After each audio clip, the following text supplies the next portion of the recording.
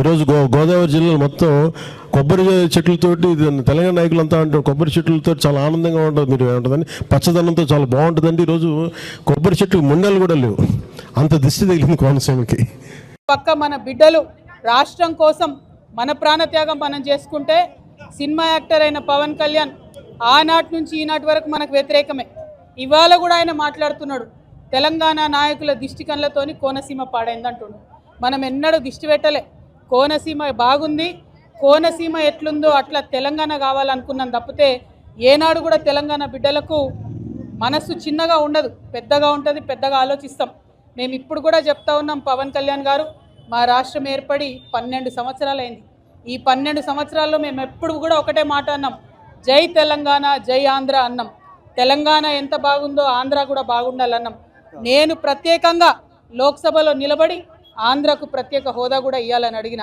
మేము తెలంగాణ వాళ్ళం ఎప్పుడు కూడా పక్కోంది గుంజుకోవాలని చూడం, పక్కోడు బాగుంటే మా కళ్ళు మండయి, మేం బాగుండాలని కోరుకుంటాం తప్పితే పక్కవాడు చెడిపోవడాలని ఎప్పుడు కోరుకోలేదు.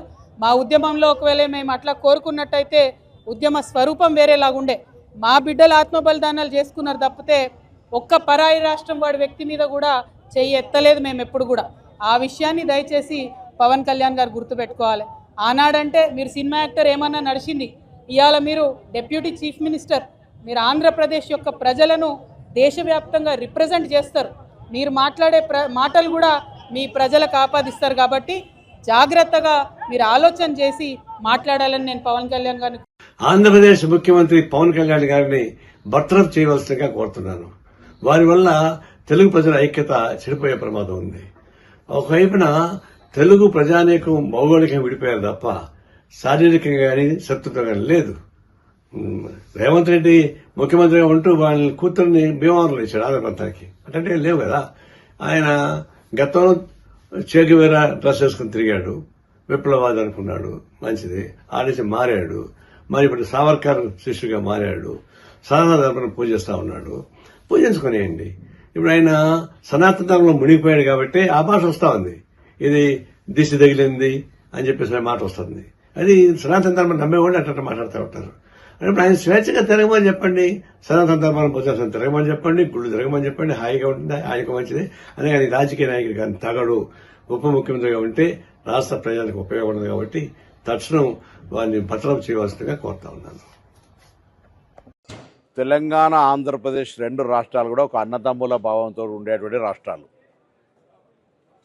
తెలంగాణ తుఫాన్లో మునుగుతుంటే కూడా మేము ప్రకృతి అనుకుంటున్నాం తప్ప ఆంధ్ర ప్రజల తప్పు పడతలేదు. ఎక్కడో కోనసీమలో కొబ్బరి చెట్టు ఎండిపోతే ఆంధ్రలో ప్రాతినిధ్యం వహిస్తున్న ఉప ముఖ్యమంత్రి తెలంగాణ వల్ల దృష్టి కలిగిందంటే ఆయన వివేకవంతుడు అవివేకవంతుడో నాకు తెలియదు. నేను ఆ మిత్రపక్షంకు బాధ్యత వహిస్తున్న తెలంగాణ భారతీయ జనతా పార్టీ నాయకత్వం ఆయన పట్ల స్పందించాలని కోరుతా ఉన్నా. అదేవిధంగా ఆంధ్రప్రదేశ్ ముఖ్యమంత్రి గారు కూడా స్పందించాలి. స్వయంగా భారతీయ జనతా పార్టీ పొత్తున్నది కాబట్టి ఇందులో ఇటువంటి కక్షపూరిత 2 రాష్ట్రాల మధ్యలో వైషమ్యాలు కలిగేటువంటి మాటలు మాట్లాడడం అనేది దురదృష్టకరం. నేను ఇంతకుముందు చెప్పినట్టుగా ఆంధ్రాలో తుఫాన్ వస్తే తెలంగాణ మొన్న హుస్నాబాద్ కూడా మునిగింది. మేమేం ఆంధ్ర ప్రజలను తప్పుపడుతున్నాం, ప్రకృతి వైపరీత్యం కింద భావిస్తా ఉన్నాం. అక్కడెక్కడో చెట్లు ఎండిపోతే మమ్మల్ని దృష్టి కలిగిందని నిందిస్తే ఇది తెలంగాణ పౌరులకు అవమానం. వెంటనే ఉపసంహరించుకోవాలి, క్షమాపణ కోరాలి.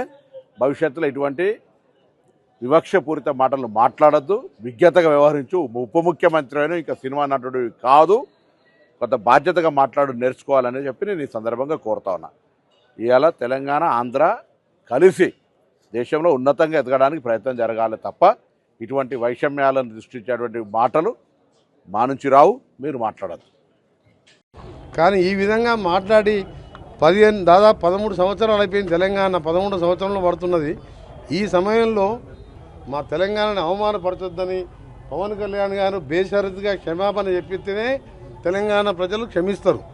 నైజాంలోనే చిరంజీవి ఫ్యామిలీ సినిమాలు ఎక్కువగా వాడుతుంటాయి. వాళ్ళే ఇప్పుడు దాన్ని క్షమాపణ చెప్పకపోతే ఎవ్వరు కూడా చిరంజీవి గారికి సంబంధం లేదు. Chiranjeevi is a super man, ఆయన ఎప్పుడు కూడా వివాదాలకు దూరంగా ఉంటారు. కానీ పవన్ కళ్యాణ్ కొత్తగా రాజకీయాలకు వచ్చి డిప్యూటీ సీఎం కాగానే తెలిసి తెలియకనే మాట్లాడిండో మరి కావాలని తెలంగాణ వాళ్ళని అవమానపరచాలనుకుండో ఏమనుకుండో కానీ దానికి క్షమాపణ చెప్తే కనీసం ఆయన సినిమా 1-2 రోజులన్నా ఆడుతుంది. చెప్పకపోతే ఎక్కడ కూడా తెలంగాణ థియేటర్లలో సినిమాలు రిలీజ్ కావు. సినిమాటోగ్రఫీ మినిస్టర్గా నేను చెప్తున్నా ఈ మాట. తెలంగాణ వాళ్ళ దిష్టి దాకిచ్చినందుకే నరదిష్టి అంట. తెలంగాణ వాళ్ళంటే మనమంతా నరదిష్టి పెట్టినందుకే అంటే కోనసీమ అంటే గోదావరి ఏరియా అంతా కొబ్బరి చెట్లకి మొండం లేకుండే అంటే మా కళ్ళు ఇంత చెడ్డ కళ్ళు అని చెప్పి ఆయన చెప్పడం జరిగింది. నేను ఒకటే అడుగుతున్నాను, నువ్వేమో డిప్యూటీ సీఎం ఆంధ్ర వచ్చి ఉండేదేమో రోజు హైదరాబాద్లో, ఇన్ని రోజులు బిజినెస్ చేసుకునేదేమో హైదరాబాద్. నిజంగా మాకు నరదిష్టి కానీ ఒకరు బాగుపడదు అనేది ఉండుంటే మీ ఆంధ్ర వాళ్ళు ఇక్కడ బిజినెస్ చేసుకోగలుగుతారా? ఇరిగేషన్ ప్రాజెక్ట్ చేసుకుంటున్నారు, కన్స్ట్రక్షన్లో మీరే ఉన్నారు. ఆయన కానీ ఒక్క మాట వల్లనే మేము ఏమైనా అంటున్నామా? బిజినెస్ చేసుకోవాలని ఇస్తున్నాము, ఫ్రెండ్లీగా ఉన్నాము. అట్లాంటి ఈరోజు నువ్వు ఒక ఇంత పెద్ద మంచివి నువ్వు ఇట్లా మా తెలంగాణ ప్రజల గురించి తెలంగాణ గురించి మాట్లాడడం తప్పు, నేరం. నువ్వు క్షమాపణ చెప్పాల్సిందే అని చెప్పి కూడా నేను తెలియజేస్తున్నాను. నువ్వు ఒక పెద్ద పవర్ స్టారు, నీ గురించి ఏమైనా మాట్లాడితే తప్పు అంటే అది మాత్రం కరెక్ట్ కాదు. తప్పు నువ్వు మాట్లాడినావు కాబట్టి తప్పు అని చెప్తున్నావు. నేను కూడా మీ ఫ్యానే. మొన్న రీసెంట్ మూవీ కూడా ఫ్లాప్ అయిన మూవీ కూడా నీది అట్లీస్ట్ ప్రొడ్యూసర్ అయినా బాగుపడాలని చెప్పేసి ఇక్కడ 800 రూపాయలు టికెట్ పెంచితే కూడా నేను కూడా పోయి నీ మూవీ చూస్తాను. కానీ ఈరోజు నువ్వు సెంటిమెంట్గా మా తెలంగాణ వాళ్ళ గురించి మాట్లాడితే మాత్రం కరెక్ట్ కాదు. ఎందుకు మళ్ళీ హైదరాబాద్లో ఆస్తులు కొనుక్కుంటున్నావు? మాది నరదిష్టి అంటున్నావు కదా, మరి మీరు బాగుపడితే మేము చూడలేము కదా, ఎందుకు హైదరాబాద్ ఆస్తులు కొనుక్కుంటున్నావు? అన్నీ అమ్మేసుకొని పోయి విజయవాడలో ఉండరాదా? నీకు ఇక్కడ ఏం పని అని చెప్పి నేను చెప్తున్నాను. 2024లో పొత్తు పెట్టుకున్నావు. నువ్వు సింగిల్గా పోయి ఉంటే నీ పరిస్థితి ఏందో అందరికి తెలుస్తుండే. నువ్వు సింగిల్గా పోలేదు, మళ్ళీ చంద్రబాబు నాయుడుని పట్టుకొని అయినవు. ఒక మెగాస్టార్ చిరంజీవి గారి తమ్ముడిగా ఆయన పేరు చెప్పుకుంటేనే నీకు స్థానం ఉన్నది. నిజంగా మెగాస్టార్ చిరంజీవి గారు లేకుంటే నువ్వు యాక్టర్ అయ్యేదా? నువ్వు ఎప్పుడైతే మాట్లాడినావో తెలంగాణ వాళ్ళ గురించి మాది నరదిష్టి, మా కళ్ళు పడే గోదావరి అంతా నాశనం అయిపోయిందని చెప్పి మాట్లాడడం మాత్రం కరెక్ట్ కాదు. అట్లా మాట్లాడినప్పుడు నీకు కూడా చిత్తశుద్ధి ఉంటే నువ్వు హైదరాబాద్ ఆస్తులన్నీ అమ్ముకొని పోయి విజయవాడలో ఉన్నావు. నీకు అంత ప్రేమ ఉంటే ఎందుకు హైదరాబాద్లో ఉంటున్నావు? అక్కడ నుండి 24 గంటలు సేవ చేయి. ఇంకోటి కూడా అంటున్నాను, వచ్చే ఎలక్షన్లో 15 ఏళ్ళ తర్వాత నేను సీఎం అవుతాను అన్నావు. నేను ఒక నార్మల్ ఎవ్వరిది సపోర్టు లేకుండా జడ్చల ప్రజల సపోర్ట్ ఎమ్మెల్యే నేనే 10 ఏళ్ళ తర్వాత నేను కూడా సీఎం క్యాండిడేట్ కావచ్చు అని అన్నాను. నువ్వు ఇంకా 15 ఏళ్ళు అంటే నీకు 70 ఏళ్ళు అయినాక సీఎం అవుతాయి. చేసేది ఏముంటుంది ఇంకా 70 ఏళ్ళకి అయితే? వచ్చే ఎలక్షన్లోనే ఇండివిజువల్గా నిలబడి రాదా? నేను కూడా ఒక ఫ్యాన్గా చెప్తున్నాను నీకు, నీ ఫ్యాన్లు కూడా అదే మాట్లాడుతున్నారు. ఎందుకు ఒకరితో పొత్తు? ఇండివిజువల్ నిలబడి గెలువు. నేను కూడా చెప్తున్నాము, మా నరదిష్టి ఉండదు, నువ్వు కావాలనే కోరుకుంటాం మేము. కాబట్టి పవన్ కళ్యాణ్ గారు క్షమాపణ చెప్పాల్సిందే. మా తెలంగాణ వాళ్ళ గురించి మాట్లాడొద్దు, మేము మీ గురించి ఎక్కడ మాట్లాడుతున్నాము.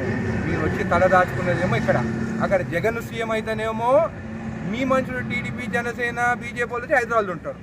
అక్కడ మీరు సీఎం అయితేనేమో వైఎస్ఆర్సీపీ వాళ్ళు వచ్చేసి ఇక్కడ తల దాచుకుంటారు. అరే మీకు దాచుకునే దానికే హైదరాబాదు, మీ బిజినెస్ కోసమే హైదరాబాదు. కానీ తెలంగాణ వాళ్ళ కళ్ళు మాత్రము మేము నరదృష్టి పెడతామని చెప్పి మాట్లాడేది మాత్రం కరెక్ట్ కాదు. మీరు క్షమాపణ చెప్పాల్సిందే. లేకుంటే హైదరాబాద్ ఎందుకు ఆస్తులు కొనుక్కుంటున్నావు?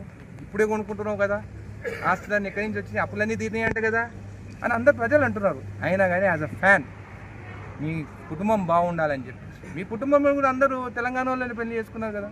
రామ్ చరణ్ ఎవరు చేసుకున్నారు? తెలంగాణ అమ్మాయి. అల్లు అర్జున్ ఎవరు చేసుకున్నారు? తెలంగాణ అమ్మాయిని. అంటే మా ఆస్తులు కావాలి, మావన్నీ కావాలి, కానీ మా కళ్ళు మాత్రం నరదిష్టి అని అంటారా? ఇది మాత్రం ఒప్పుకునేది లేదు. నేను ఒకటే అడుగుతున్నాను, అంటే మేము తెలంగాణ వాళ్ళ కళ్ళు మావి అంత దిష్టి పెట్టే కళ్ళ అని అడుగుతున్నాను. ఇది మాటలు ఎట్లా మాట్లాడను అని చెప్పి కూడా నేను అడుగుతున్నాను.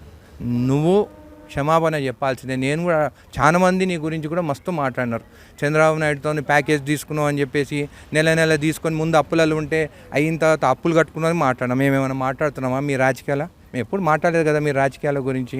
మళ్ళీ నువ్వు హైదరాబాద్లో ఎందుకు ఆస్తులు కొనుక్కుంటున్నావు? మేమంతా దిష్టి పెట్టేటోళ్ళం అయితే హైదరాబాద్లో ఎందుకు ఆస్తులు పెట్టుకుంటున్నావు? అమ్ముకొని విజయవాడ పోయి ఉండరాదా?